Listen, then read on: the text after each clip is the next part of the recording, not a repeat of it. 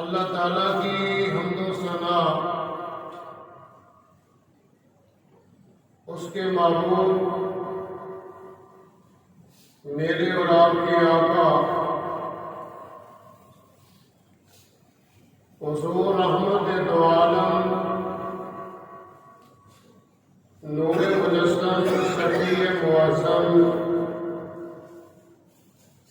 نبی مکرم قائد المرسلین امام الاولین والآخرین احمد مصطفیٰ محمد مصطفیٰ صلی اللہ علیہ وسلم کی بارگاہ میں ہدیہ درود سلام عرض کرنے کے بعد سیدنا حضرت یوسف صدیق علیہ السلام کا واقعہ عرض کر رہا ہوں اس جمعوں سے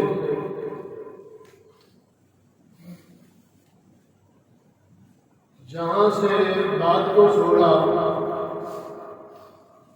وہیں سے بات کو آگے بڑھانا ہے۔ اللہ تعالیٰ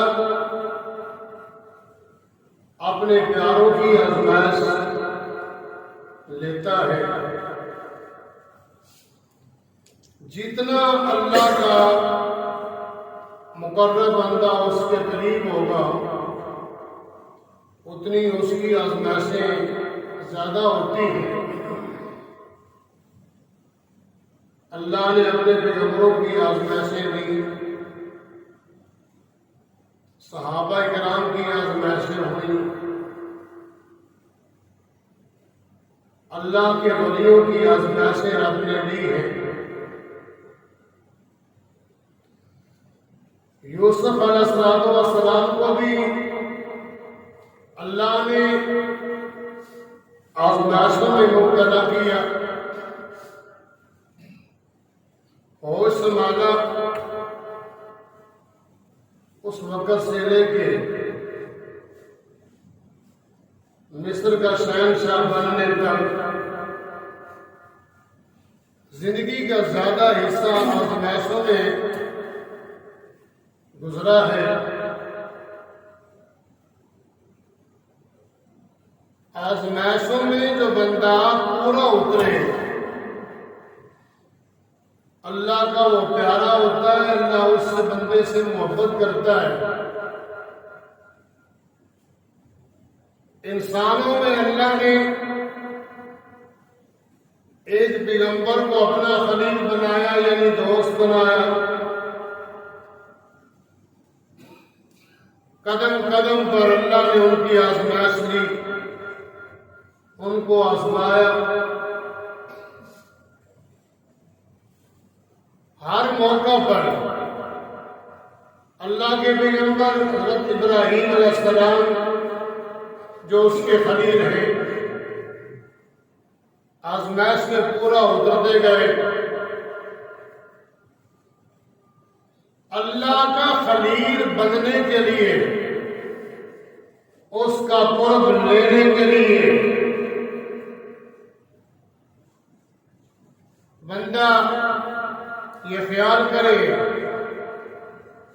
کہ اللہ کا مجھے قرب بھی مل جائے، میری آزمائش بھی نہ ہو۔ دو باتوں کا جوڑ نہیں ہے۔ خلیل اللہ علیہ السلام کو اللہ نے آزمایا، جب وہ ہر آزمائش میں پورا اترے تو کل انسانیت کا اللہ نے ان کو پیشوا بنایا۔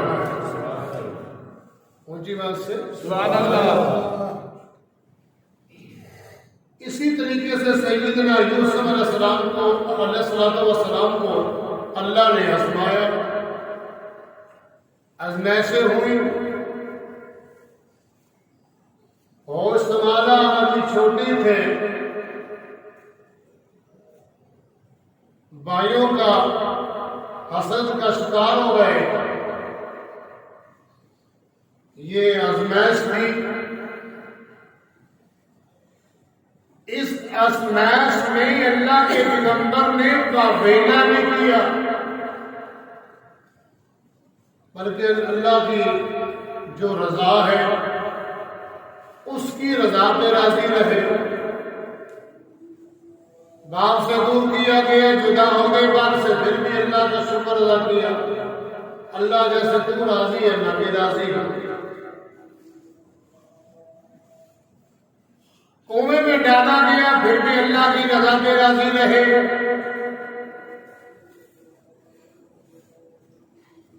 کھوٹے سکھوں کے عوض بھائیوں نے بھیج دیا، پھر اس کی رضا پہ راضی رہے۔ غلاموں کی طرح کنعان سے مصر پہنچے، پھر بھی اللہ کی رضا پہ راضی رہے۔ مصر میں جا کے اللہ کے پیغمبر ایسے گھرانے میں گئے، ایسے گھر میں گئے، جو مصر کا بادشاہ تھا۔ اب لگتا یوں ہے کہ آزمائشیں پوری ہو گئی، محل میں پہنچ گئے، کھانے کو اچھا ملتا ہے، پینے کو اچھا ملتا ہے، رہنے کے لیے محل ہے۔ وہاں بھی اللہ نے آزمائش میں پھر مبتلا کیا، اور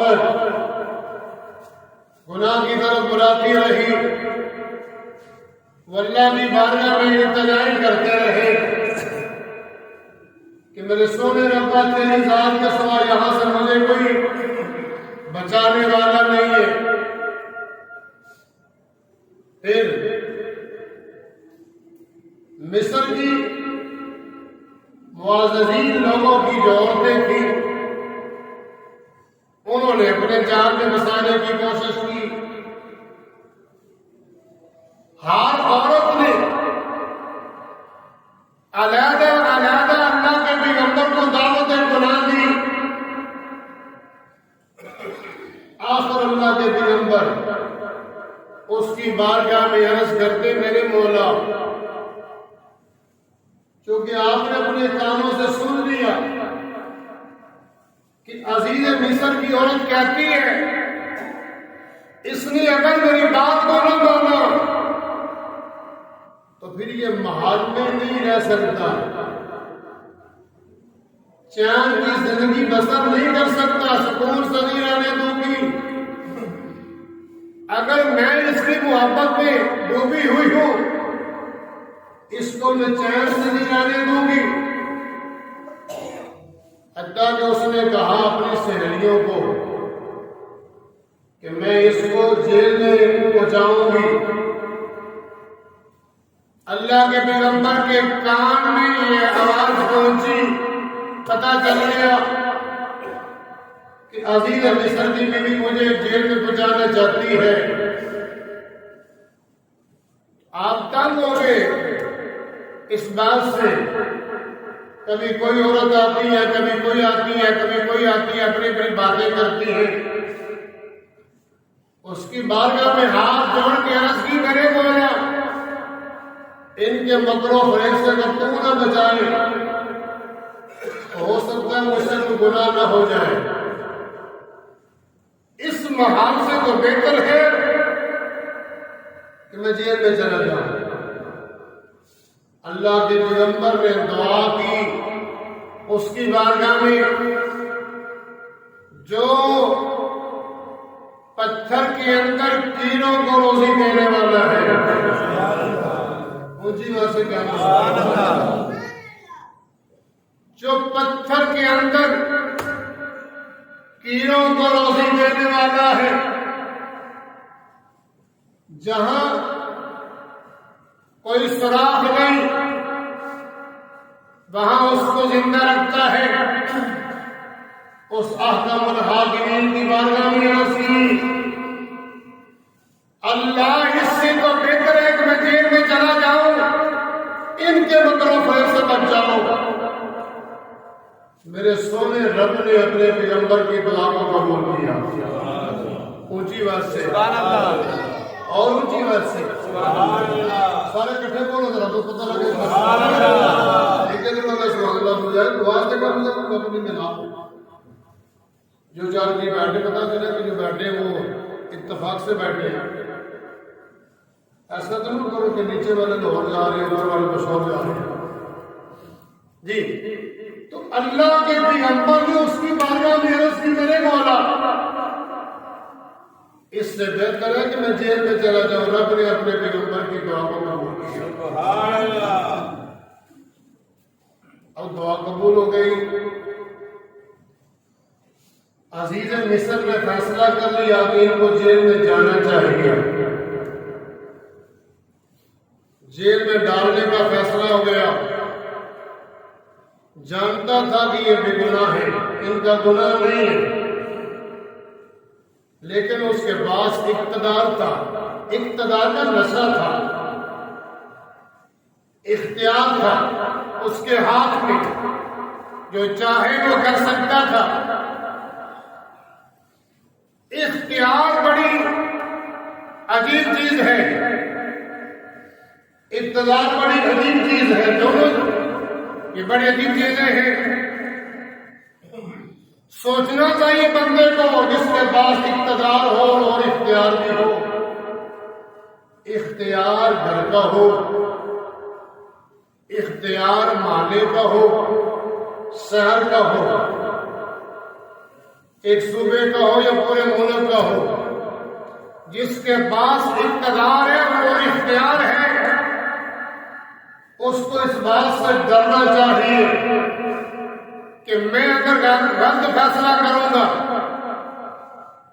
میرے پاس اختیار ہے, اس اختیار کو میں اس سے نجات فائدہ اٹھاؤں گا.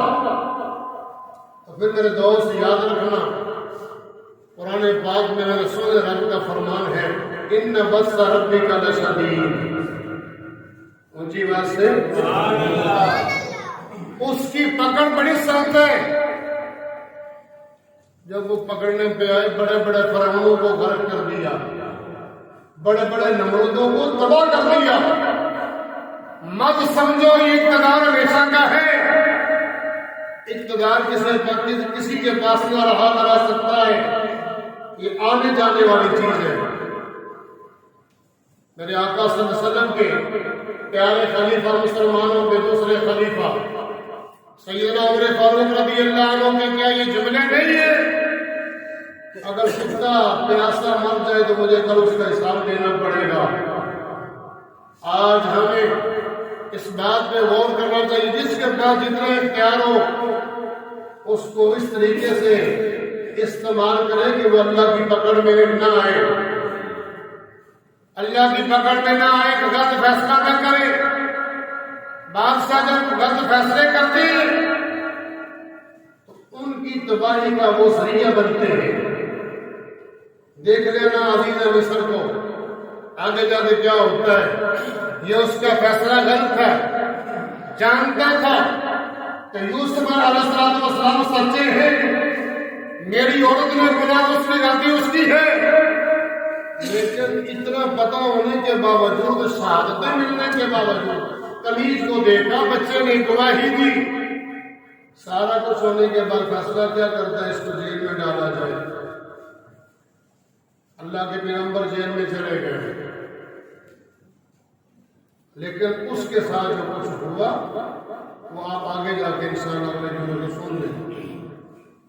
یہ نتیجہ ایسے نکلتا ہے، کسی پر کوئی بندہ ظلم کر کے یہ سمجھے میں نے ظلم کیا، کچھ نہیں ہوگا، بہت کچھ ہوتا ہے۔ اگر بندے میں عقل ہو تو پھر بندے کو سمجھ آ جاتی ہے کہ میں نے جو کیا تھا وہ میرے سامنے آ رہا ہے۔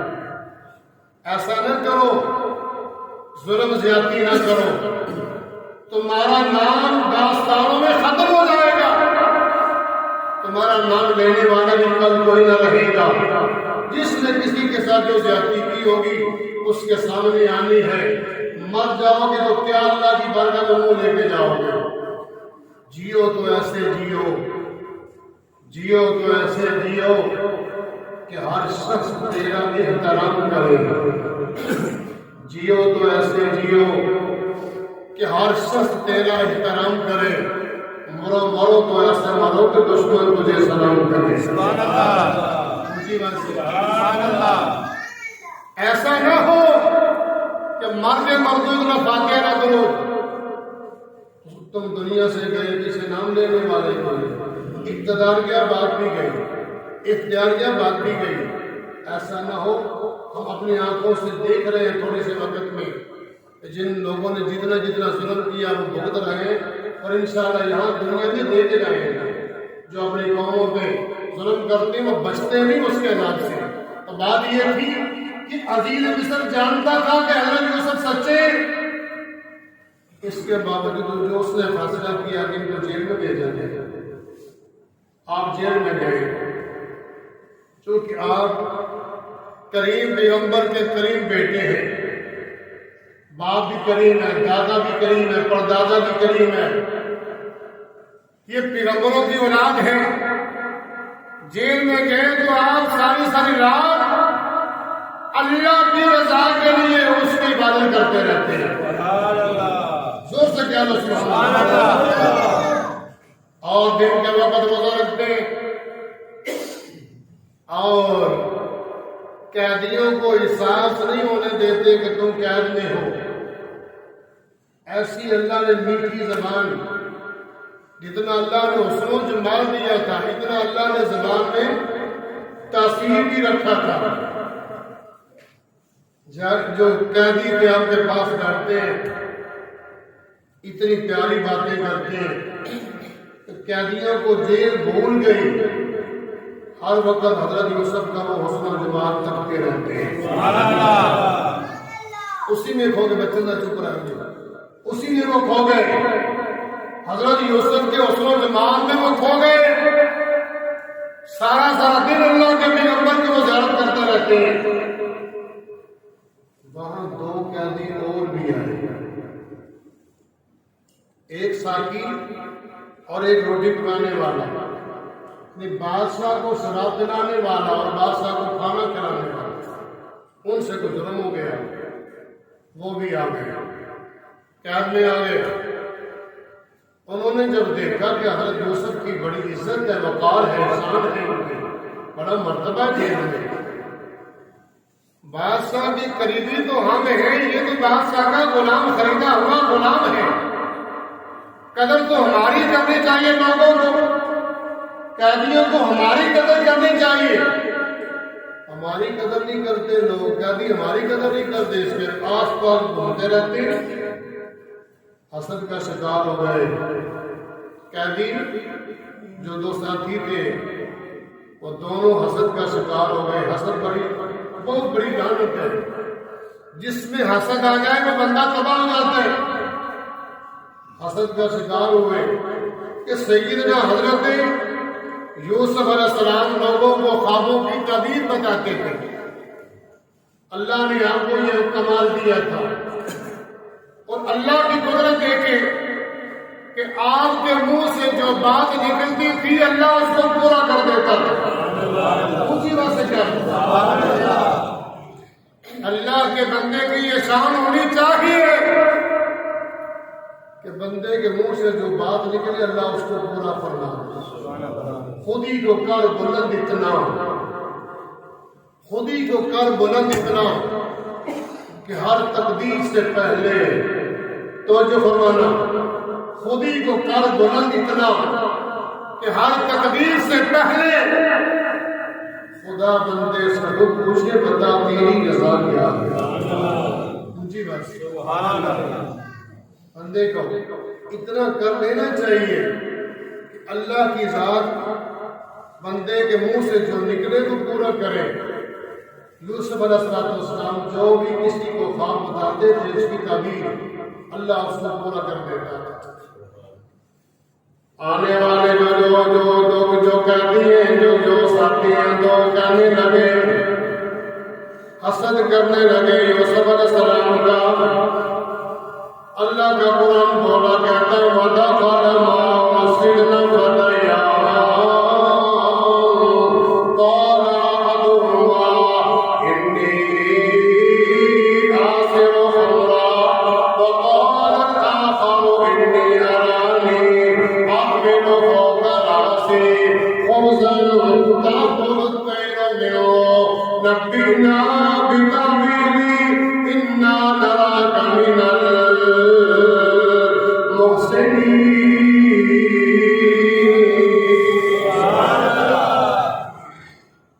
قید میں آنے والے دو ساتھی حضرت یوسف کے پاس آئے،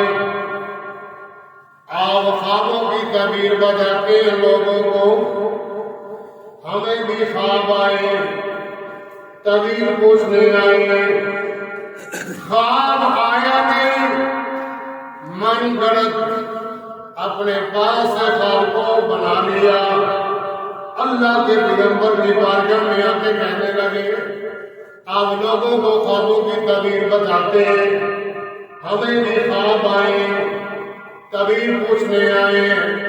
اللہ کے پیارے پیغمبر نے فرمایا بتاؤ تمہاری خوابیں کیا ہیں؟ ایک کہنے لگا میں اپنے ہاتھ میں انگور لے رہا ہوں، انگوروں کا رس چوس کر رس نکال کر میں ایک پیالے میں جمع کر رہا ہوں۔ دوسرا کہنے لگا میں نے روٹیوں کو تیار کیا، اپنے سر کے اوپر رکھی ہوئی ہے، بتاؤ ان خوابوں کی تعبیر کیا ہے؟ اللہ کے پیارے پیغمبر نے فرمایا جو تمہارے پاس کھانے آتا ہے، کھانا آنے سے پہلے میں بتاؤں گا کہ تمہارے دونوں کی خوابوں کی تعبیر کیا ہے۔ وہ کہنے لگے یہ تو بتاؤ تمہارا دین کیا ہے؟ اللہ کے پیغمبر نے فرمایا میں اتباع کر رہا ہوں ابراہیم علیہ علیہ السلام کی، یعقوب علیہ السلام کی میں اتباع کر رہا ہوں، جو ان کا خدا ہے وہی میرا خدا ہے۔ مطلب یہ تھا تم بتوں کی پوجا کرنے والے ہو، بتوں کو اپنا الہ کہنے والے ہو، بتوں کو مشکل کشا اور حاجت روا کہنے والے ہو، سنو میں بتوں کو پوجنے والا نہیں، میں تو اللہ رب العالمین کو پوجنے والا ہوں۔ پیغمبروں کو یہ سیوا ہوتا ہے میرے دوست، پیغمبر دنیا میں آتے توحید باری تعالیٰ کا سبق دینے آتے، لوگوں کو درس دینے آتے۔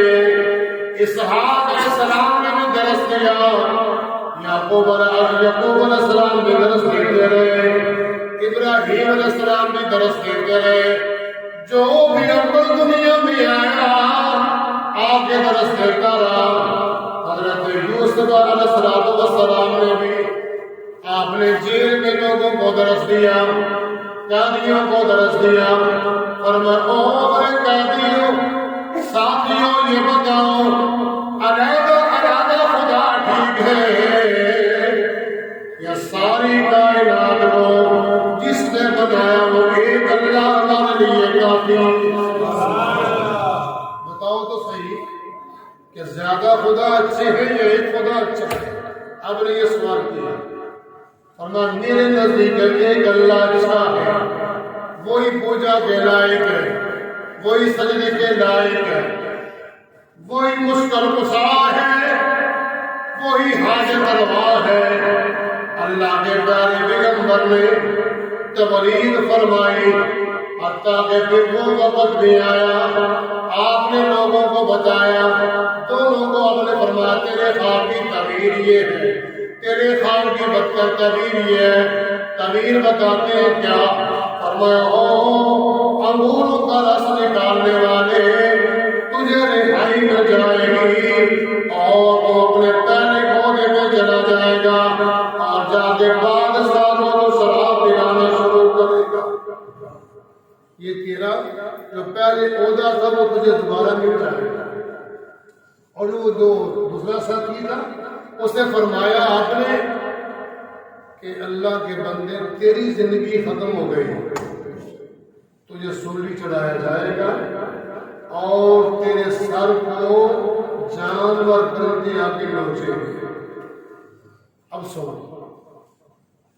دونوں کہنے لگے اللہ کے پیغمبر پیارے یوسف ہم نے تو کوئی خواب دیکھا نہیں، ہم نے تو مذاق کیا ہے۔ فرمایا جانتے نہیں اللہ کے پیاروں کے ساتھ مذاق نہیں کیا جاتا۔ تم نے خواب دیکھا یا نہ دیکھا، سنو میں کیا کہنے لگا ہوں۔ اللہ کا پیارا پیغمبر بولے کہتے ہیں قضی الامر الذی فیہ تستفتیون۔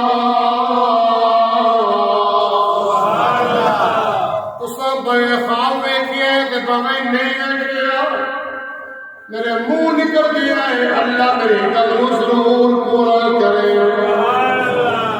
اچھی بات نہیں، سبحان اللہ۔ اللہ والوں سے کبھی مذاق نہ کرو، مذاق کرنے سے بندے کا بیڑا غرق ہو جاتا ہے۔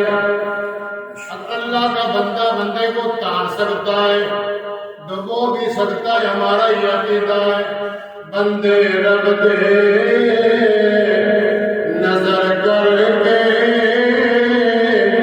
تکبیر بدر دینے اب بندے رب دے نظر کر کے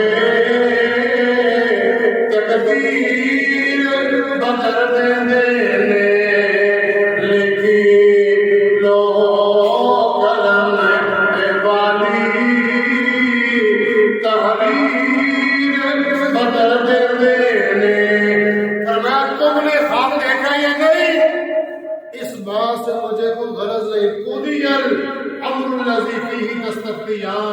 جو میرے منہ سے نکلا اللہ اس کو ضرور پورا کرے.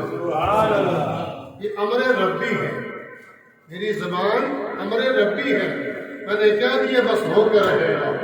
حضرات ذیبکال میں عرض یہ کر رہا تھا کہ اللہ والوں سے کبھی مذاق نہ کرو، بندے کا بیڑا غرق ہو جاتا ہے.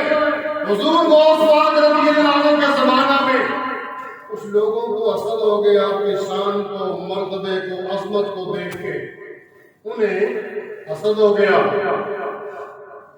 آپس میں مشورہ کرنے لگے ایسا کام کرو کہ جس سے حضور غوث پاک کی شان میں کمی آ جائے، لوگ ان کا احترام نہ کریں. یہ کہتے ہیں مجھے قبر کے اندر کے حالات کا پتہ چل جاتا ہے کہ مردہ قبر میں کیا کر رہا ہے، اس کے ساتھ کیا ہو رہا ہے. ہمیں ایسا کام کرنا چاہیے ان کی عزت کم ہو جائے. میرے دوست جب کسی کی عزت کم کروانا چاہے اس کی اپنی عزت ختم ہو جاتی ہے. یقین رکھیے جو کسی کو ذلیل کرنا چاہے وہ خود ذلیل ہو جاتا ہے. حضور غوث پاک رضی اللہ عنہ کی شان میں بے ادبی کرنے والے خود کیسے ذلیل ہوئے. ایک نوجوان کو 4 بھائی کے اوپر لٹا کے لے کے آئے، اسے کہنے لگے ہم تیرا جنازہ پڑھوانے لگے. گھبرانا نہیں، تو زندہ ہے، تو زندہ ہے. حضور غوث پاک کے پاس آ کے کہنے لگے ہمارا نوجوان فوت ہو گیا، اس کا جنازہ پڑھائیں. اور میں جو چلے جاؤ کسی اور سے پڑھا دوں. نگاہ بلا سے میرے ہوش نے دیکھ لیا تھا کہ لیٹنے والا بندہ مردہ نہیں بلکہ یہ تو زندہ ہے. سبحان اللہ. اونچی کیا روتا ہے سبحان اللہ. سارے زندہ بیٹھے تازہ گوشت کھا کے آؤ تب کہ کو سبحان اللہ. نگاہ بلا سے دیکھ لیا کہ 4 بھائی کے اوپر لیٹنے والا مردہ نہیں، یہ زندہ. فرمایا کسی اور سے پڑھاؤ. نہیں مانے، ضد پہ اتر آئے. اللہ کے پیارے ولی حضور غوث پاک رضی اللہ تعالیٰ عنہ فرمانے لگے چلو میں چلتا ہوں تمہارے ساتھ. صفیں سیدھی ہو جاتی ہیں. فرمایا اس نوجوان کا وارث کون ہے، میت کا وارث کون ہے. اللہ کی قدرت، نوجوان کا باپ بھی جنازے گاہ میں موجود ہے. تیرے بیٹے کا جنازہ پڑھا دوں. میرے غوث نے پوچھا تیرے بیٹے کا جنازہ پڑھا دوں. اس کے ذہن میں یہ بات تھی کہ میرا بچہ تو زندہ ہے کیا ہوگا، لیکن ایک مرتبہ دل ہلتا ہے. لیکن پھر بھی بہت بڑا کہنے لگا ہاں کوئی بات نہیں پڑھا دے، اجازت ہے پڑھا دے.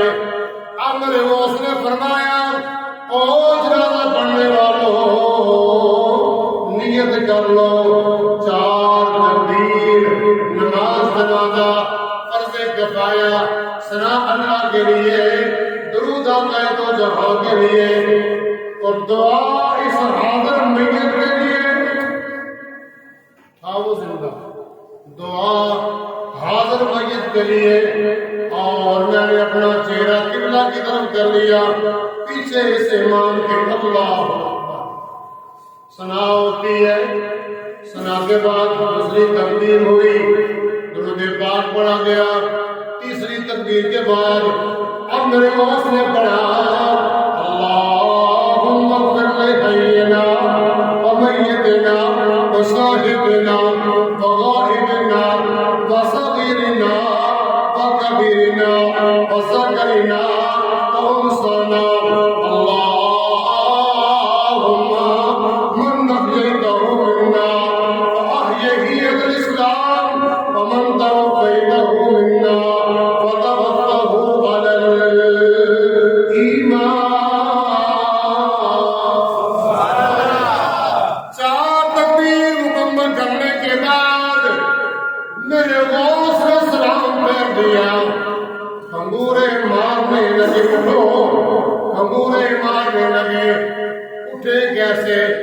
جنازہ پڑھانے والے ادھر قادر جیلانی ہیں، اونچی بات سے جنازہ پڑھانے والے عبد القادر جیلانی ہے، کیسے اٹھے گا؟ بات تو جاتا ہے کپڑا پیچھے کیا دیکھا مر چکا ہے بزرگ عثمان رضی اللہ عنہ جلال میں آئے فرمایا او لوگوں سنو اس کا جنازہ میں نے پڑھایا عبد القادر جیلانی کا جنازہ پڑھایا اب یہ تمہارے کنگوروں سے اٹھنے والا نہیں اللہ کی کبریائی کی قسم ہے یہ قیامت سے پہلے کبھی نہیں اٹھے قیامت سے پہلے یہ کبھی نہیں اٹھے گا اس کا جنازہ عبد القادر جیلانی نے پڑھا دیا ہے حضرت عزیز وقار اللہ والوں سے کبھی مذاق نہ کرو ان دونوں نے مذاق کیا اس کا نتیجہ یہ نکلا کہ اس کو سولی چڑھا دیا گیا حضور سیدنا حضرت یوسف صدیق علیہ السلام جیل سے باہر کیسے نکلے اور مصر کے شہنشاہ کیسے بنے انشاءاللہ ان واقعات کو آئندہ جو عرض کروں گا آخر دعوانا